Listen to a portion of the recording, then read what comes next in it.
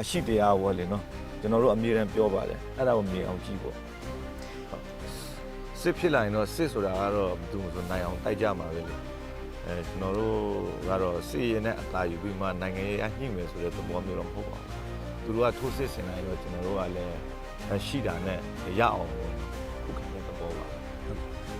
ကျွန်တော်တို့ကတော့ဆုံးရှုံးမှုတွေကိုပြန်လိုချင်လို့တိုက်ပွဲဝင်လာဖြစ်တယ်ဒါကြောင့်ကျွန်တော်တို့ဆုံးရှုံးသွားတဲ့ဟာကိုပြန်ရဖို့ဆိုရင်တော့နိုင်အောင်တိုက်ရမှာပဲအကောင်းဆုံးကတော့ဒါတိုက်ပြီးမှအဆုံးသတ်သွားတာတဲ့ကောင်းကောင်းမွန်မွန်နိုင်ငံရေးအရာဖြေရှာပြီးမှနီလန်းကိုကြိုးစားတာကတော့အကောင်းဆုံးနီလန်းပါပဲအခုလိုမျိုးအနေအထားမှာကြတော့ကျွန်တော်တို့ဘက်ကတော့ဒီနိုင်ငံရေး political will ပေါ့နော်ကျွန်တော်တို့ပေါ်ပြတာတဲ့အချင်းချင်းရှိတယ်ဒါမဲ့ဟိုဘက်ကအခြေအနေကိုလည်းကျွန်တော်တို့စောင့်ကြည့်တာပေါ့တစ်ပွဲဆိုရင်လည်းပဲသူတို့ကတိုက်နေပြီးတော့ကျွန်တော်တို့ကတိုက်ရမှာပဲခိုင်လူထုစိတ်အားထပ်ပန်တာအရန်ကြာခဲ့ပါပြီတကယ်ဆိုရင်ကျွန်တော်တို့လူမျိုးတွေကဒါကျွန်တော်တို့အခုဆိုကျွန်တော်အသက်40ရှိပြီပေါ့နော်ကျွန်တော်အဖေလည်းဒီတချင်းဒီပုံပြင်နဲ့ကြီးလာတာဒီခံလာချက်နဲ့ပါဘူးကျွန်တော်အဖိုးလည်းဒီတိုင်းပါဒါပေမဲ့ကျွန်တော်တို့လူမျိုးတွေကသူ့ရဲ့ပထူရဲ့အနေထားအရပေါ့ကျွန်တော်တို့ပြိုလဲခဲ့တယ်ပြန်ပြီးမှ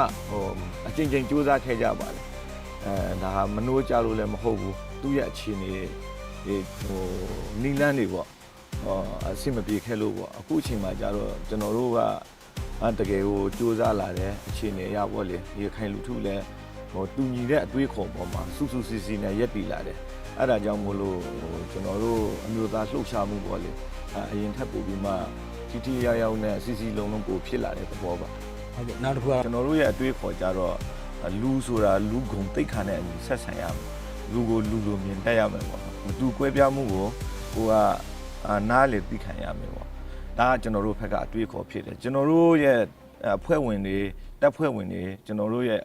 လူထုတွေကိုကျွန်တော်တို့ဒီအတွေးခေါ်တွေကိုကျွန်တော်တို့ချပြတာပေါ့တစ်ဖက်မှာအရေးကြီးတာသူတို့ဘက်ကလည်းပဲတူညီသော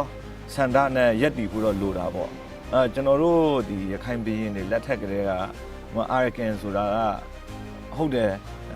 Arakanese Buddhist တွေကတော့ majority ဖြစ်တယ်ဒါပေမဲ့ကျွန်တော်တို့ရခိုင်ပြည်နယ်လက်ထက်ကလေးကကျွန်တော်တို့ဒီမတူညီတဲ့ဘာသာတွေပေါ့လေအတူတူနေထိုင်ခဲ့တဲ့အတူတူ